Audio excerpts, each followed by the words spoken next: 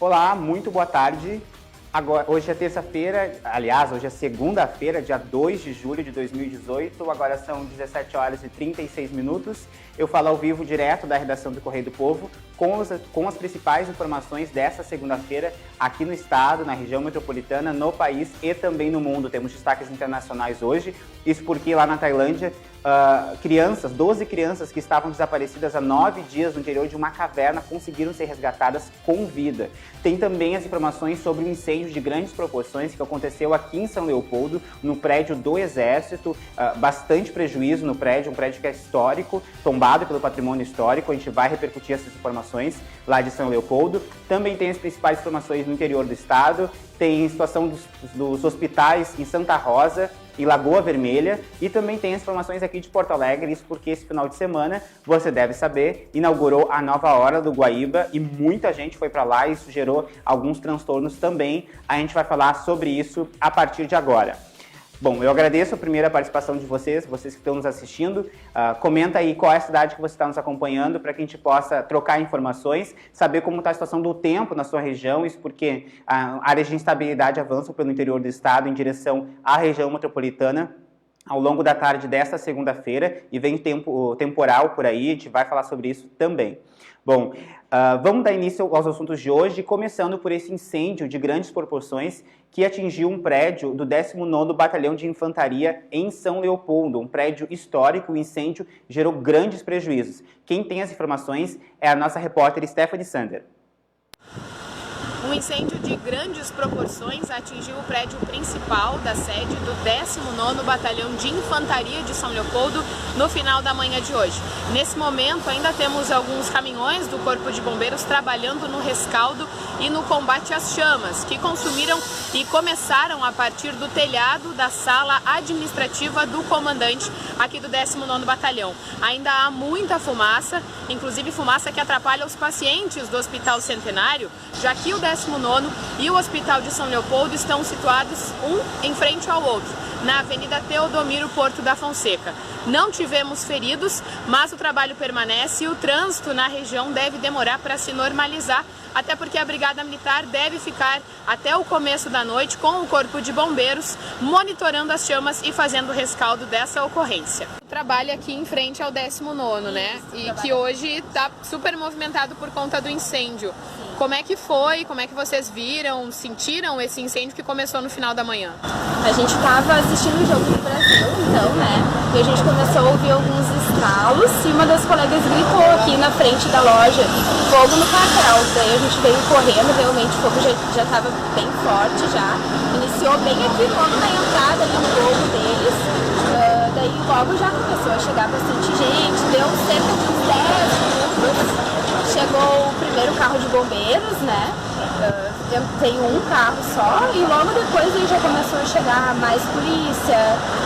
Deu para ver uma movimentação bem corrida ali dentro do quartel e as pessoas chegando. Parou o trânsito, né? Eles fecharam aqui as ruas ao lado. Pois é, bastante fogo mesmo. Eu vou pedir para voltar as imagens desse incêndio de grandes proporções. Atingiu o segundo andar do prédio do 19º Batalhão de Infantaria. E, segundo nota do comando do pavilhão, lá do batalhão, esse incêndio ele também gerou prejuízos ao acervo histórico do Exército. Isso porque naquele local também tinha documentação, fotos históricas e objetos que contavam a história do Exército e estavam abrigados nesse prédio. O incêndio ele começou logo depois do Jogo do Brasil, que aconteceu no final da manhã e início da tarde desta segunda-feira. Não deixou feridos, porque como as pessoas estavam acompanhando o jogo da seleção em outro local, apenas poucas pessoas estavam dentro do prédio, que foi evacuado às pressas, e os bombeiros da região precisaram agir para conter essas grandes chamas que você vê aí nas imagens.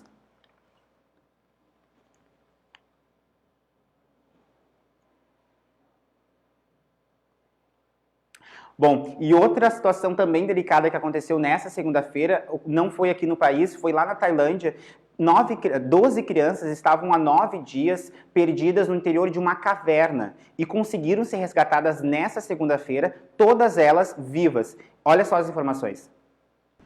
O time de futebol juvenil desaparecido há 9 dias em uma caverna no norte da Tailândia foi encontrado.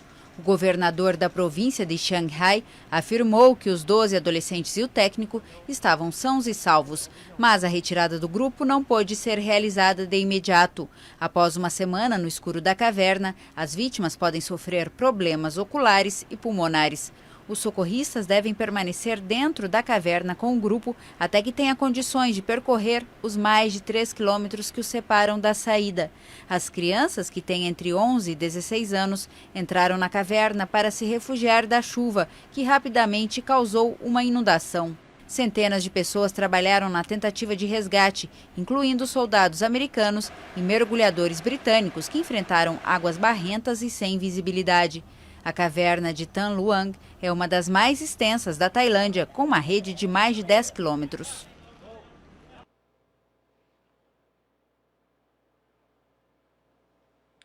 Apesar das crianças não poderem ser resgatadas, retiradas do interior da caverna, devido à situação que está no interior da caverna, que submerso com muita água ainda, já foi divulgado imagens dessas crianças lá dentro dessa caverna. Eu vou pedir para a gente mostrar, e essas são as primeiras imagens que mostram as 12 crianças e o técnico delas, de 25 anos, todos bem.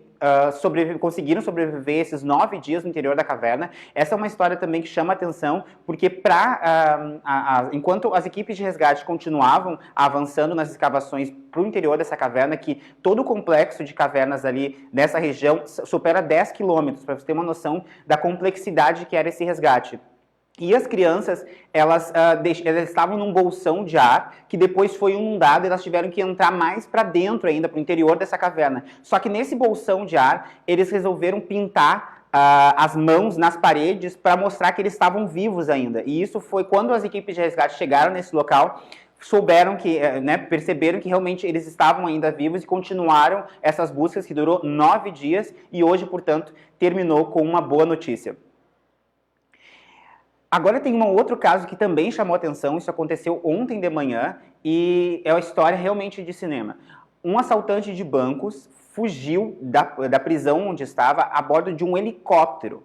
E antes que você diga que tinha que ser no Brasil, não foi no Brasil. Isso aconteceu na França, aos arredores de Paris. Olha só. A França presenciou neste domingo uma fuga criminosa espetacular. Um assaltante de bancos reincidente fugiu de helicóptero da prisão onde estava detido na região de Paris. De acordo com a penitenciária de Lille-Sequedy, toda a ação durou poucos minutos e não deixou feridos nem reféns. O criminoso foi identificado como Redouane Faïd. Durante a fuga, ele teve a ajuda de homens fortemente armados. Faïd já tinha fugido da mesma prisão no norte da França em 2013. O helicóptero foi encontrado na comuna de Gonesse, a cerca de 60 quilômetros da prisão.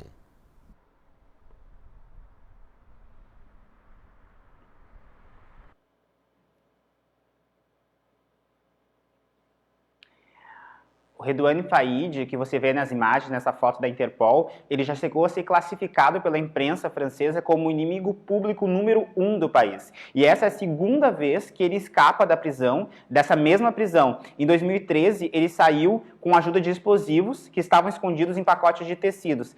Mas ele conseguiu ser capturado em um hotel 6 semanas mais tarde. Essa aí é a prisão que ele fugiu em 2013. Na década de 90, ele liderou um grupo criminoso envolvido a roubos de banco e caminhões transportando dinheiro.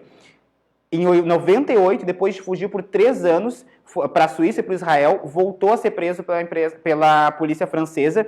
E em 2009, depois de ele cumprir 10 anos de prisão, ele até anunciou que estava se redimindo, lançou um livro, mas acabou se envolvendo em um assalto em 2010, onde um policial francês acabou sendo morto e ele então foi preso e agora conseguiu fugir mais uma vez. Enfim, realmente, para ver que as articulações para conseguir sair, esse plano foi muito bem elaborado e a polícia francesa continua procurando. Vamos voltar aqui para o Brasil para falar dos nossos problemas, porque também nesse final de semana aconteceu um caso chocante aqui no estado, no interior do estado, foi em Pinheiro Machado, a respeito, uma menina de 12 anos de idade, com um namorado de 16 anos. Ambos confessaram ter matado a mãe da menina, isso porque ela não aprovaria o relacionamento dos dois. Nas imagens que você vê aí, divulgadas pela Polícia Civil, foi onde o corpo dessa mãe dessa menina foi encontrado, numa cova nos fundos do pátio, e em depoimento, essas crianças, adolescentes, meninas de 12 anos, admitiu o crime, mas informou que foi no auge de uma discussão, no calor da discussão, a mãe da menina teria tentado atingir o rapaz com um espeto, se eu não me engano, e eles revidaram com um martelo, acabaram atingindo a cabeça dela. Depois, a perícia informou que há vestígios de sangue no quarto da mãe, no travesseiro dessa mulher, o que indica que ela pode ter sido morta enquanto dormia, ou seja, um crime premeditado. Por isso, a polícia continua investigando esse caso. A menina já foi trazida para a fase aqui em Porto Alegre, e o rapaz está em Pelotas, detido na casa prisional em Pelotas, aguardando aí os próximos passos dessa investigação, um crime bárbaro que chocou o sul do estado. Vamos falar agora sobre Porto Alegre. Você, obviamente, sabe, o Brasil jogou hoje, no final da manhã, início da tardezinha, choveu aqui em Porto Alegre, e mesmo com a chuva, o pessoal foi conferir o jogo da seleção no centro, mas acabou depois dispersando no segundo tempo, quando começou a chuva aqui na capital. Quem acompanhou a situação de perto foi o Henrique Massaro. Foi com muita emoção, mas principalmente com muita chuva, que o torcedor porto-alegrense, aqui no Largo Glênio Pérez, acompanhou a vitória de 2-0 da seleção brasileira sobre o México. A chuva começou no final do primeiro tempo, quando uma multidão ocupava o espaço montado aqui. No intervalo, muita gente foi embora por causa da chuva, mas no segundo tempo, muita gente voltou para acompanhar a vitória do Brasil, que se classifica para as quartas de final da Copa do Mundo da Rússia. Bom, ao final do jogo, a imagem que a gente vê aí, mesmo com a chuva, não foi suficiente para dispersar esse pessoal, no que ficou até o final e conseguiu ver a vitória por 2-0 do Brasil. O próximo jogo da seleção é na sexta-feira, e hoje ainda tem aqui nas redes sociais do Correio do Povo o CP na Copa, que vai repercutir a vitória do Brasil, também o jogo que acabou de acabar ali do Japão e da Dinamarca, enfim, da Bélgica, tem todas as informações no CP na Copa daqui a pouquinho. Antes, a gente vai fazer um giro para o interior agora para saber as principais informações do estado. Eu vi que nos comentários, que tem gente nos acompanhando de Caxias do Sul, de Taquari, Sapiranga, Palmitinho, enfim, tem bastante gente no interior do estado, e vamos fazer então um giro pelo interior do estado com as principais informações desta segunda-feira. Eu começo por Passo Fundo, porque lá na região as autoridades estão preocupadas com a venda, os indígenas normalmente vendem os artesanatos no centro da cidade, mas acabam levando as crianças e envolvendo elas nesse processo de venda também, fazendo com que elas vendam esses materiais, e por isso as autoridades estão alertas com a questão do trabalho infantil. Quem tem as informações é Augustinho Piovesan. A administração municipal de Passo Fundo está promovendo reuniões com o Ministério Público, Conselho Tutelar e outros órgãos que atuam na proteção de crianças e adolescentes. O objetivo é tratar sobre a questão da venda de artesanato na cidade pelos índios. Os caigangues de várias aldeias do norte do estado se deslocam para Passo Fundo, que é a maior cidade da região norte, a fim de vender seus produtos, uma forma de sobrevivência desses povos. As autoridades públicas locais demonstram preocupação, em especial, quanto à presença de crianças indígenas no centro da cidade, comercializando produtos. Os pais dos índios levam consigo seus filhos, que são crianças muitas vezes, para auxiliar na comercialização de artesanato, como balaios, arcos, flechas, bijuterias e vários outros produtos. O secretário municipal de Cidadania e Assistência Social, Wilson Liu, informou que já foram realizadas várias reuniões para tratar sobre o assunto com representantes do Poder Público Local, Ministério Público, Conselho Tutelar e outros órgãos que trabalham na proteção de crianças e adolescentes. Ele informou que um dos pedidos dos índios é a definição de uma área com banheiros, luz e água, onde possam desenvolver o seu comércio. A administração municipal estuda esta proposta dos caigangues. E de Passo Fundo, nós vamos falar agora da Serra Gaúcha, isso porque, olha só que interessante, a gente já tinha noticiado aqui sobre o aumento do número de mortes nas rodovias estaduais ali da região da Serra e as autoridades estavam tentando encontrar algum meio de diminuir esses acidentes e principalmente as vítimas fatais. E começou a ser implementado um novo projeto lá na região da Serra, envolve inclusive os motoristas infratores, inclusive são parados, levados para uma sala e assistem a um vídeo institucional mostrando os riscos dos acidentes e como fazer uma direção defensiva. Quem tem as informações é o Celso Esgola. A Polícia Rodoviária Estadual de Farroupilha, responsável por cerca de 500 quilômetros de rodovias aqui na região da Serra Gaúcha, registrou no ano de 2018, esse primeiro semestre, 20 mortes no trânsito neste trecho de responsabilidade deles. Já no mesmo período do ano passado, 2017, foram 13 mortes. E para tentar reduzir este número, a fiscalização está sendo intensificada, inclusive com o uso de radar. Outra medida que está sendo adotada pela PRE é interceptar motoristas que estejam excedendo a velocidade e eles estão sendo convidados para ir até o posto da Polícia Rodoviária, onde existe uma sala específica, e ali recebem algumas orientações sobre regras de trânsito e também assistem a um vídeo sobre trânsito, um vídeo educativo. São 6 meses sem passar, 2018, e 20 pessoas perderam a vida nessa nossa área de responsabilidade.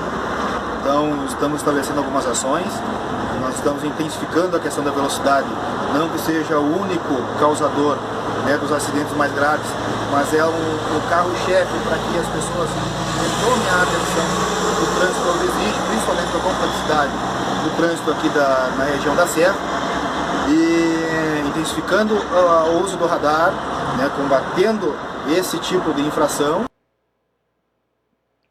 Bom, e da região da Serra, agora a gente vai falar sobre hospitais, porque nós temos dois problemas envolvendo hospitais em duas regiões distintas do estado, e a gente tem noticiado isso ao longo da semana passada. A gente falou sobre o Hospital Dom Bosco, lá de Santa Rosa, tinha sido interditado parte dele, agora avançou as interdições, teve protesto hoje, inclusive, da comunidade, que não quer esse hospital fechado, afinal de contas, nós estamos falando de um hospital, e atendimento em saúde, a gente sabe como é precário em vários cantos do país afora. Quem tem as informações é o Felipe Dornelles. Vamos acompanhar como é que foi a situação hoje lá dos protestos.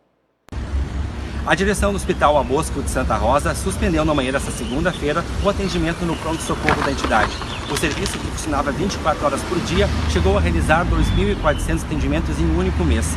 A direção do hospital disse que a suspensão do atendimento no pronto-socorro ocorreu após a interdição da UTI, que aconteceu na sexta-feira por parte da Vigilância Sanitária de Santa Rosa. Essa interdição teria gerado uma intimidação na equipe de médicos que atendia no pronto-socorro. A Fundação Municipal de Saúde diz que os dois serviços não têm nada a ver uma coisa com a outra e que, segundo eles, o atendimento no pronto-socorro poderia seguir funcionando para a população. Além disso, na manhã dessa segunda-feira, aconteceu uma passeata pelas ruas da cidade. Colaboradores do hospital pediam para os poderes públicos mais recursos para ajudar a manter o hospital. E, além disso, se queixavam sobre um atraso de salários. O salário do mês de maio, que deveria ser pago no começo de junho, foi pago apenas 30% aos colaboradores. Bom, e de Santa Rosa a gente vai para Lagoa Vermelha, porque lá também tem notícia relacionada ao hospital da cidade. O Hospital São Paulo vai ser interditado pela prefeitura. Aí nas imagens, as imagens do hospital, ele teve uma intervenção, essa intervenção municipal vai acontecer a partir do dia 1º de agosto. Essa medida foi tomada depois que a Fundação Araucária, que vinha administrando a Casa de Saúde, anunciou que estava fechando as portas do hospital. Obviamente, o hospital fecharia as portas no dia 31 de julho, 31 desse mês, e, portanto, houve aí essa mobilização na cidade para que fosse criada uma entidade filantrópica que vai administrar o hospital e tentar recuperar a situação financeira. O déficit ali no hospital gira em torno de 8 milhões de reais. Esse é o único hospital na região. Ele funciona há 50 anos e atende também os municípios de... Além de Lagoa Vermelha, os municípios de... Cadê aqui? Caseiros, Capão Bonito do Sul e Ibiraiaras.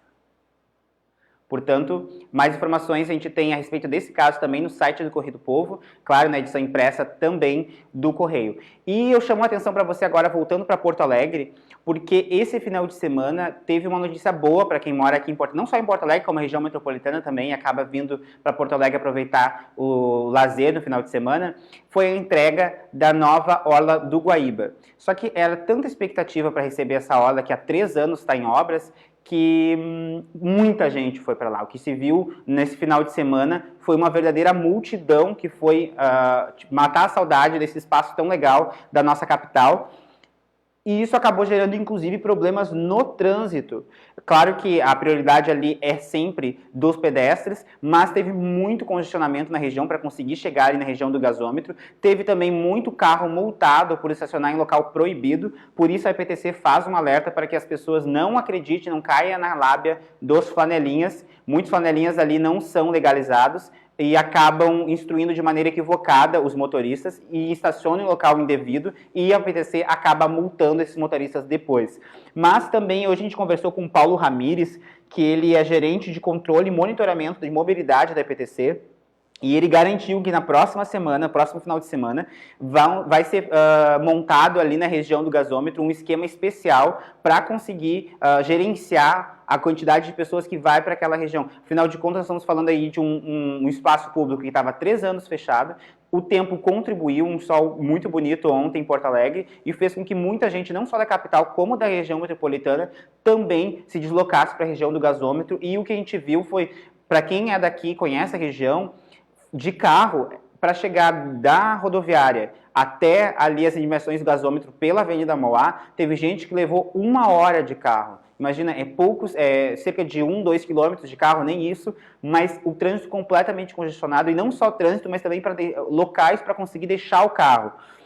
Claro que a gente sempre prioriza a questão do transporte público, mas também tem muita gente que vem de Cachoeirinha, Alvorada, Viamão, Canoas, vem aproveitar o final de semana, o domingo, aqui na capital, num espaço tão bonito como ficou da Orla, e acaba tendo que se deslocar de carro, né? Final de semana, domingo, é sempre mais difícil os horários de ônibus. Por isso, a EPTC se comprometeu em fazer um novo plano, gerenciar um plano ali para que as pessoas consigam chegar de maneira tranquila nessa região, nessa nova região da Orla do Guaíba. Bom, e com essas imagens bonitas da Orla do Guaíba que a gente encerra o Direto da Redação de hoje, agradecendo a participação de todo mundo que nos assistiu e mandou comentários de onde está nos assistindo. Eu vi gente aí de Imbé também, de Santa Catarina, a gente tinha falado de Taquari, Caxias do Sul, Sapiranga, enfim. Aliás, aqui o José Carlos Maciel falando que em Sapiranga está chovendo forte, e a gente tem aí a informação que a instabilidade que está pelo interior do estado avança em direção à região metropolitana e vem chuva nas próximas horas para quem está aqui nos acompanhando de Porto Alegre e região metropolitana. Bom, eu agradeço a sua participação. Hoje tem CP na Copa ainda repercutindo todas as informações da vitória do Brasil, também o jogo do Japão e da Bélgica. Eu agradeço muito a sua participação e espero vocês amanhã, terça-feira, aqui direto da redação do Correio do Povo. Tchau, tchau.